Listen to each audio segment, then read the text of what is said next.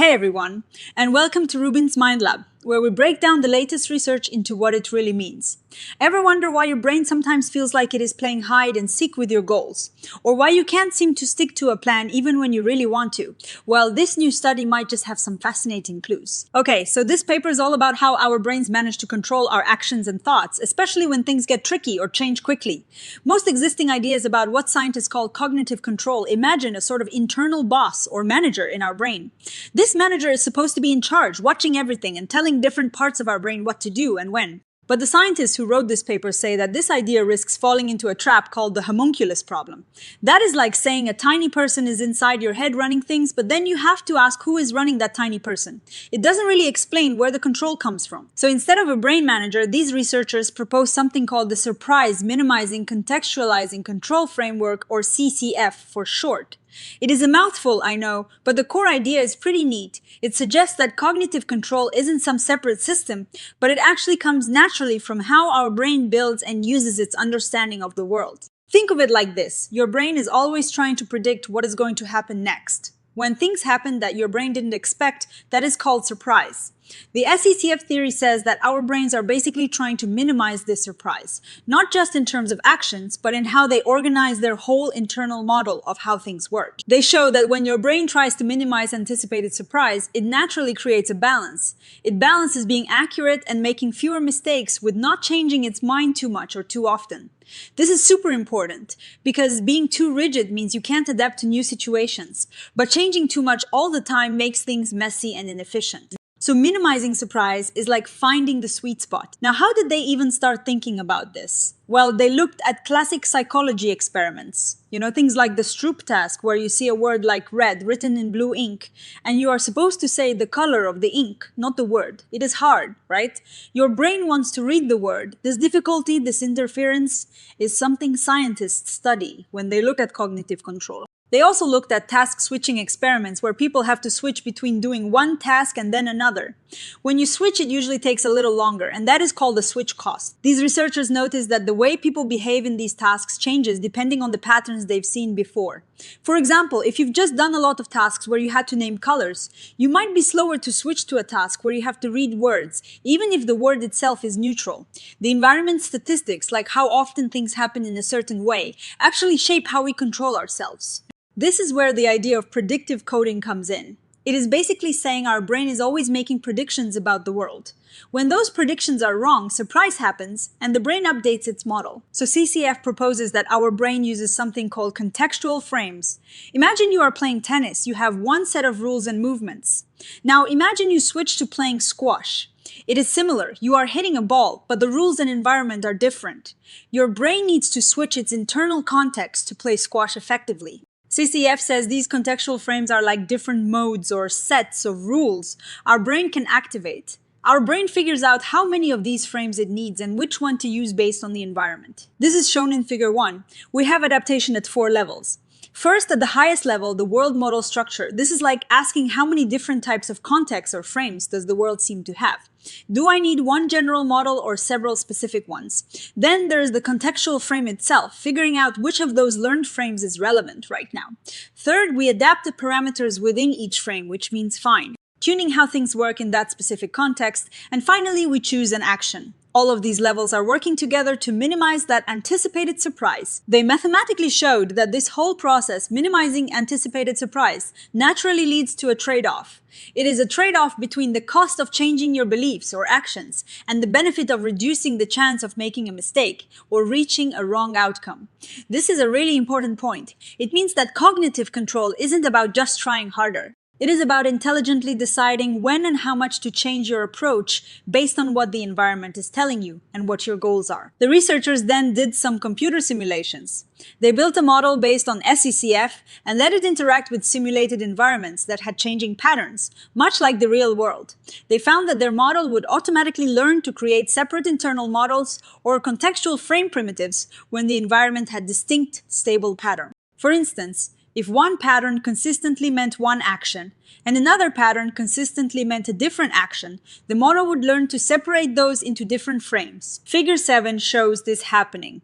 Across different simulated blocks of trials, where the rules changed, the model would adapt. You can see how the costs for adapting actions change, as well as how the model's beliefs about SR associations, those stimulus-response connections, and the contextual frames themselves evolve. When the rules changed, the model adjusted its internal structure, sometimes learning new relationships, sometimes switching to a previously learned one.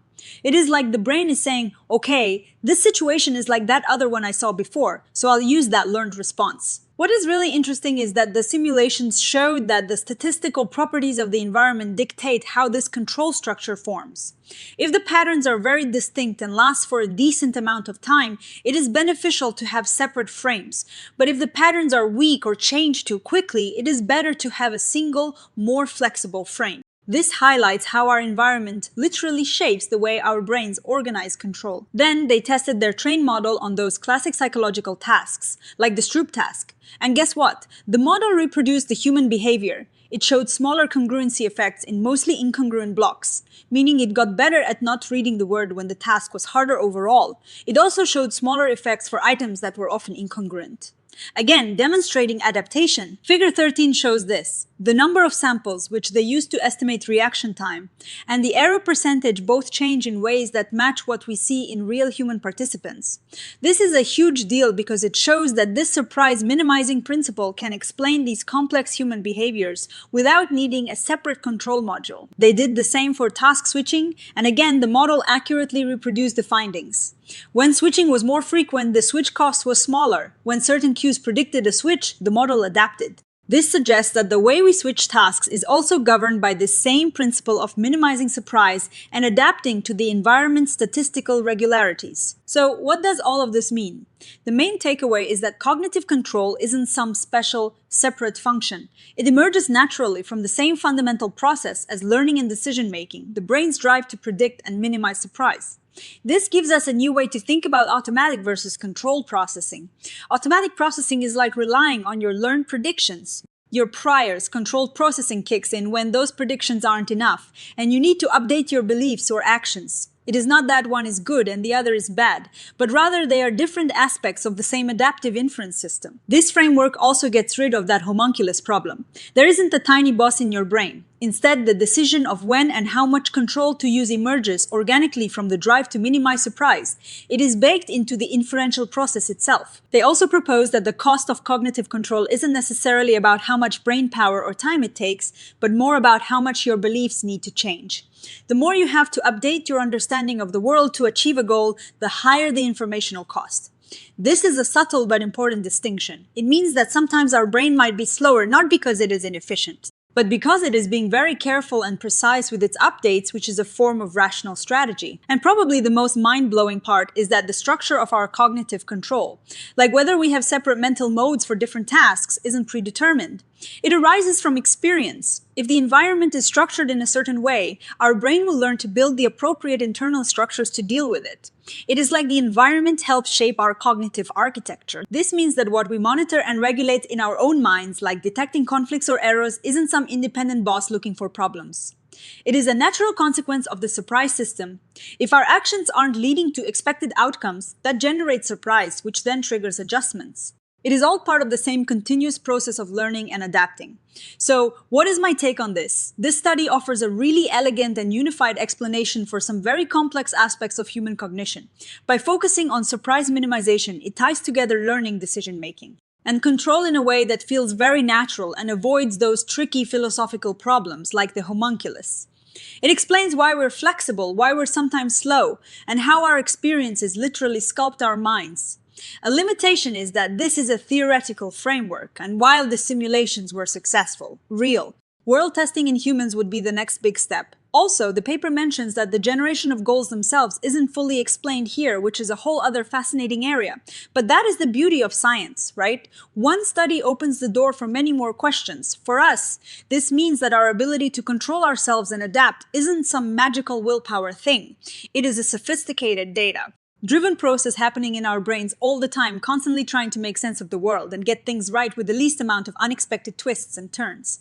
It makes me wonder how much of our effort in trying to control ourselves is actually just our brain being smart and efficient based on what it has learned.